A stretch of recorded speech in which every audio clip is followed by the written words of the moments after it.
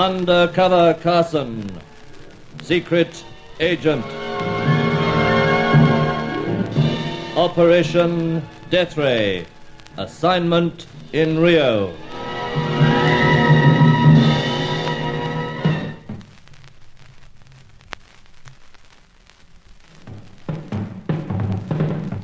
Things were quite tense that afternoon in my rather luxurious El Presidente Hotel suite.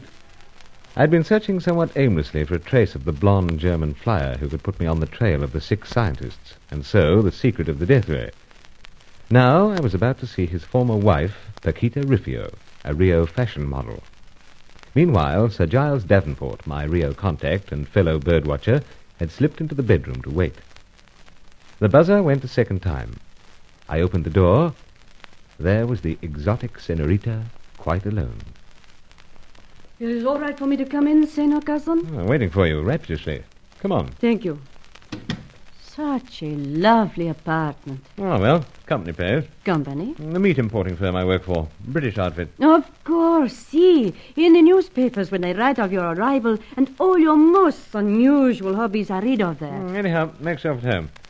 Waste no time putting my mind at ease. At ease, Senor Carson?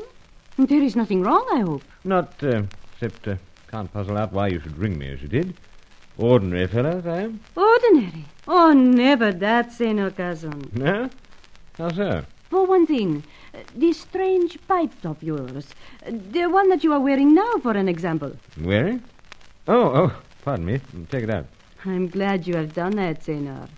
Because now I can attend to the first reason why I come here. Oh, I say, my dear,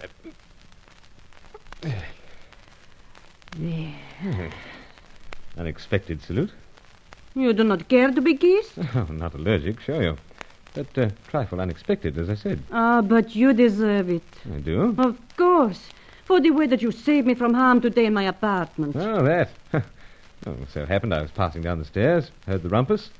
Couldn't very well do anything else but chase the fellow off. Oh, I shall never forget Senor Carson. At my throat were his hands. I mustn't think about it. I am not able to forget. You see, Senor Carson, there are other hands at my throat. How so? Constantly, Senor. Look at me. But, Please, Senor. Oh, not allergic to that either. What do you see in my face? Beauty, senorita. Happiness? A little troubled at the moment, perhaps. A little. I am most unhappy. When I smile, it is only a mask. Senor, I must tell you about myself. When I am 17, the war is over in other countries of the world. Just. There is a dashing and handsome young German flying man who arrives here in Rio.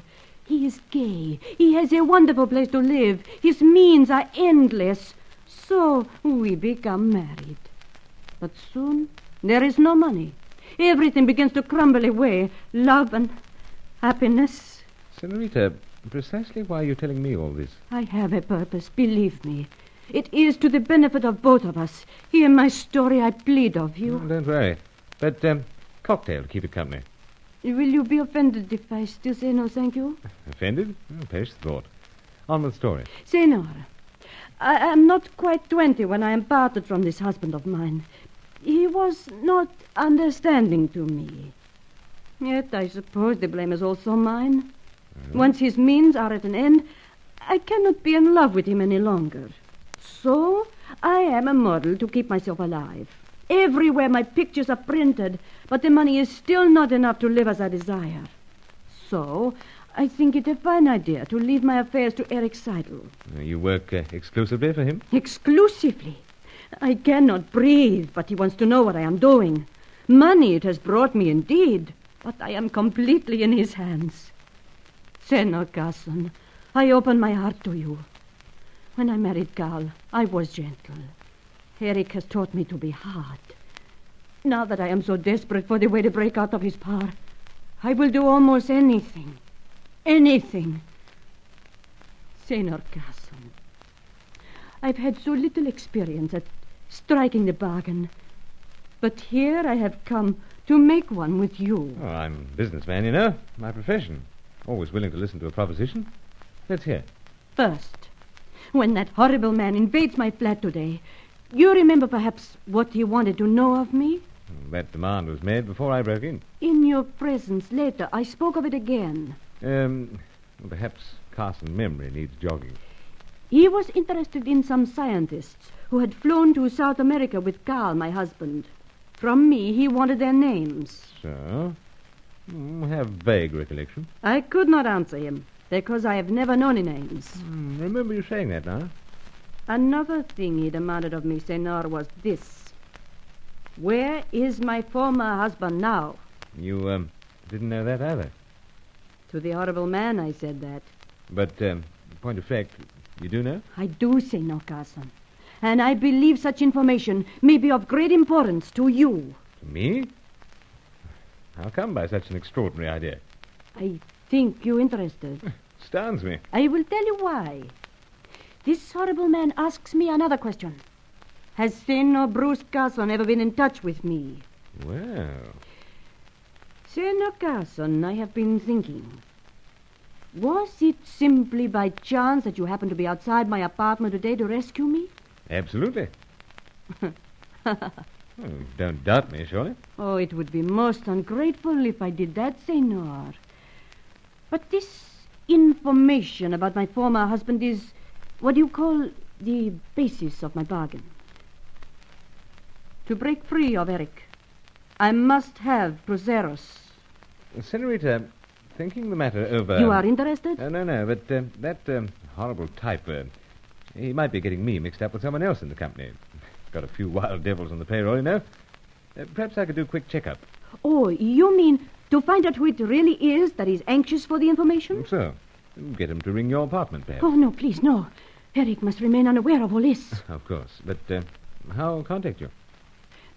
Perhaps the person could ring my apartment. Let them ask for Dolores. Dolores? So? If a man answer, it will be Eric. Put down the receiver. Oh, yes. Tell the person that. If I answer and I say wrong number, you will know that someone about. If all safe, then I will speak. Simple enough. But I desire a high price for the information, Senor Carson. What do you call high price? 25,000 cruceros. 25,000.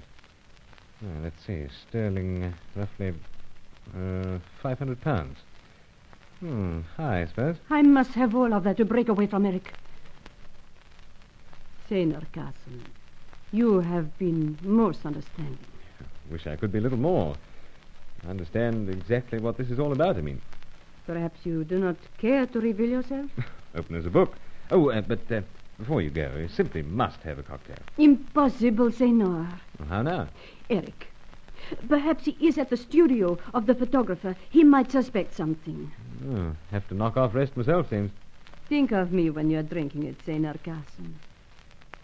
And before I go, let me thank you still once again.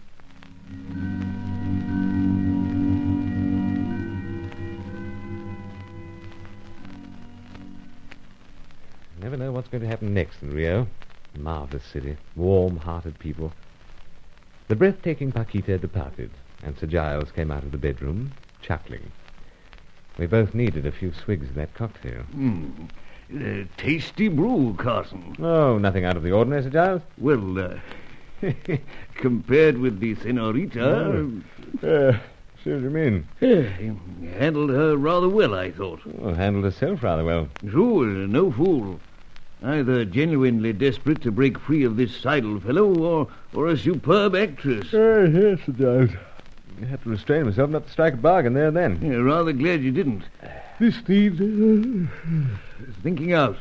Could be a trap. My thoughts too. Cheers, anyway. Cheers. Yeah, feeling a trifle weary myself. Reaction, perhaps. Dog-tired, Carson. But about this girl, as I said, you must think it over. Sir. Time's premium, but can't afford to go off half-cocked. Anyway, Sir Giles. Sir Giles. Carson is scarcely hold me head up. I feel exactly the same. Sir Giles. Sorry, Carson, I must sleep. It's the cocktail doctored, Sir Giles. Doctored.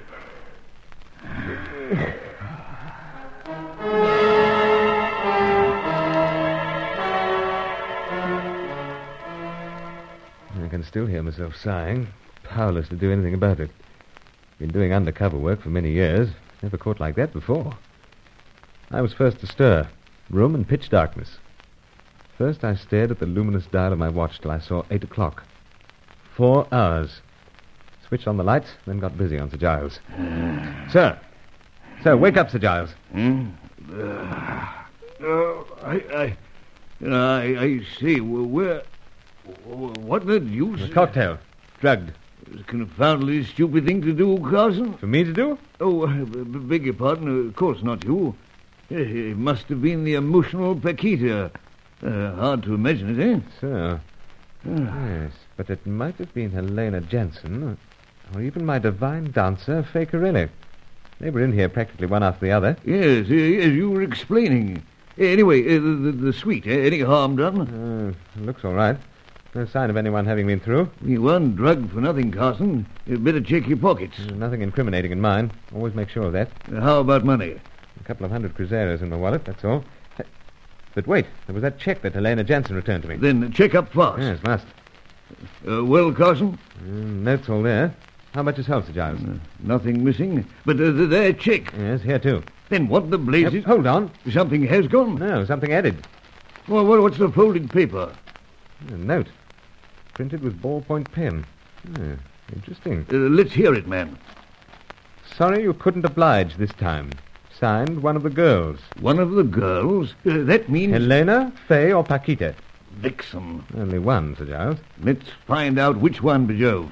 Then we'll know who's interfering with our attempts to get at that German flyer. By all means, Sir Giles. Though who could imagine the culprit being any one of those 3 divine creatures? So, there it was. A ruse as old as Cloak and Dagger. 3 suspects.